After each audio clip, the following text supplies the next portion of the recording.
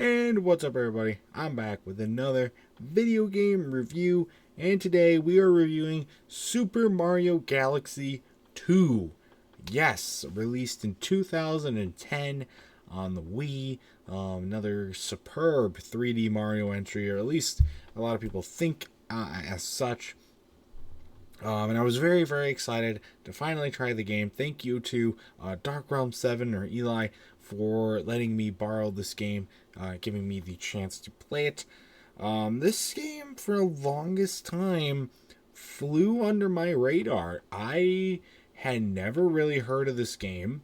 And the reason is I knew of Mario Galaxy for a long time, and I just thought that was the only one, and nobody ever really talked about Galaxy 2. But from what I've heard from a lot of people, it's a superb entry and a really, really good one. So after hearing about it, not only like a couple years ago, I was finally able to give it a shot. So what are my thoughts on it? Let's jump right into it, shall we? Just like the first Mario Galaxy, and really any Mario game that you can think of, the music is superb, and they really, in the eyes and the words of John Hammond, they really spared no expense with this one. Great tracks all throughout, and really help convey the game well. Never a doubt with Nintendo. So great stuff there. The custom world icons are hilarious. I use my Peter Griffin, me for the custom save file, I guess you want to call it, that I use. It's very hilarious, actually. You can play around with a bunch of different Miis, and I think that just adds a little bit more personality to the game as well, or I guess person individuality. That's the word I was looking for. So there is a star requirement in this game, just like there is in Galaxy 1, and as there is in many games. It's a little annoying, but, you know, if you go around and play all the levels, you're going to get a lot of the stars anyways, and, you know, that's what I was going for with this game. And I do like that the levels that have multiple stars, when you go back to get another star, the level is different, or you play a different section of the level, or there's a new thing added to the level, or something taken away to help keep the experience new. This is a rare example of where you're playing the same level again, but in a different way. They're making it feel like a new level. Not every game does that has these kind of star or other type of collectible requirements to unlock new levels or unlock new sections of the game, and I think Nintendo did a great job with it, and I'm so glad that they took that into consideration, because it really helps the game experience, and it keeps it fresh all the way throughout, which is nice. The hub world is not as good in this game as it is in the first one. I felt like it was very small. You know, I'm going to talk about the level designs in a little bit, but you know, the ones that, you know, have the planets and you're doing like the gravity stuff, like those are fine. Like in the first game they're fine, and this one they're fine too. But I don't like it as a hub world. It also just felt very cramped. I thought there's a lot of networks to go through, and a lot of things cross over from each other, which is fine. It's still a really cool looking one, especially with it being Mario's head, which is really, really cool. But I think the hub world in the first Galaxy is better by a mile. And as far as those level designs that I will talk about now, I mean, they're just as superb as the first Mario Galaxy. There's nothing more to really say about it. It does play a lot like Mario Galaxy 1. I guess I could say that I hoped for a little bit more originality for Galaxy 2, but if you try and improve Galaxy 1, you're fixing something that isn't broken, so just go ahead and continue the formula, and that's what they did here, and they did a great job with it. So also, they had Captain Toad like in this, like in their like back pocket for a long time because he makes an appearance in this game. Captain Toad wouldn't come out for 4 more years after Galaxy 2 came out, and wasn't he only like originally going to be like popped up in 3D World? Like that doesn't make a lot of. It's crazy how long they had Captain Toad like ready to go. It's awesome.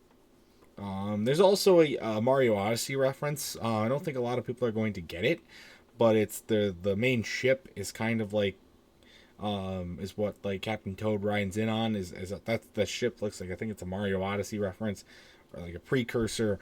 Again, 7 years before Odyssey, so maybe it was just like a base design, but it's a cool little thing that I noticed. So. The big thing that's added to this game over Galaxy 1, sorry for the camera being all blurry, I don't know why I decided to do that. You can look at me right now, yay, I'm still around. Anyway, the big thing that they added is Yoshi. And Yoshi is a lot of fun to play in this game. There's a lot of amazing things that they do with Yoshi. A lot of cool items and a lot of other collectibles that you can get with Yoshi. And the levels are incorporated for Yoshi very, very, very well. I loved playing as Yoshi in the game. Or at least riding Yoshi. I guess you don't play as Yoshi as his own character. But it was a lot of fun to play as Yoshi. Did a really good job.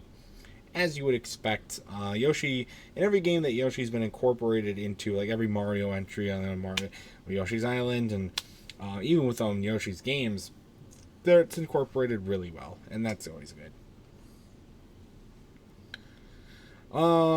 There's also a lot of cool items that Mario gets in the game as well, and a lot that I really think should at least be given a refined version or actually put in a 2D Mario game.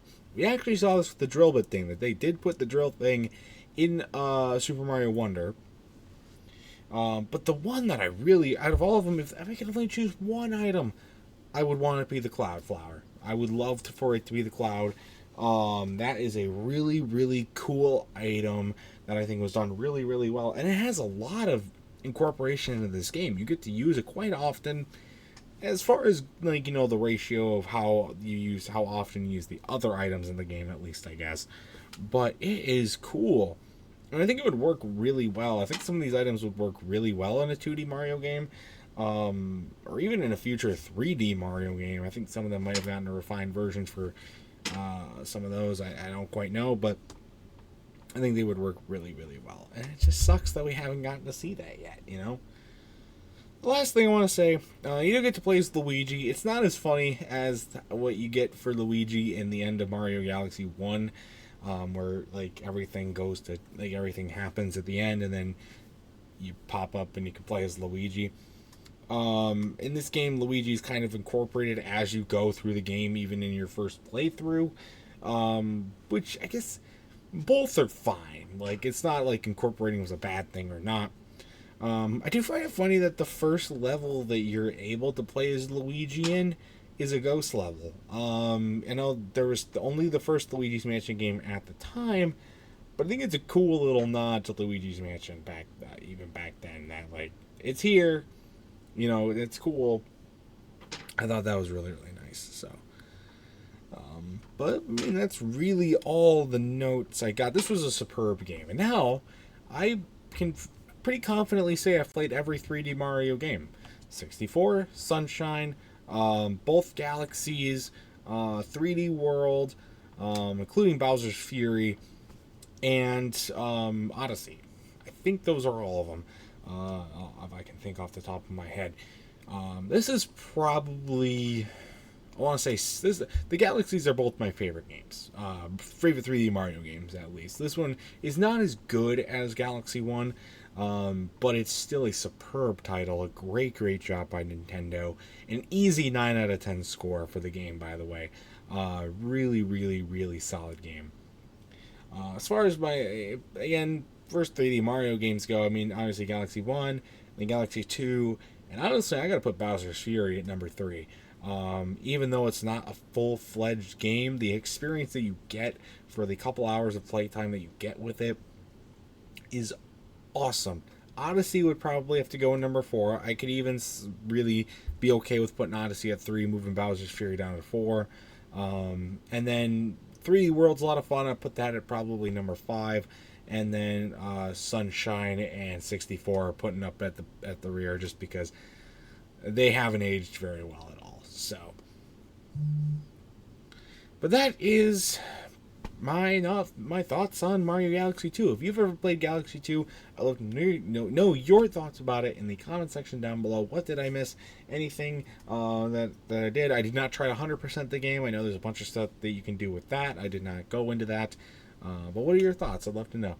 And that's going to do it, though, for this game review. So stay tuned for much more amazing content, including more game reviews and other awesome stuff. Till next time. See you guys later. Goodbye.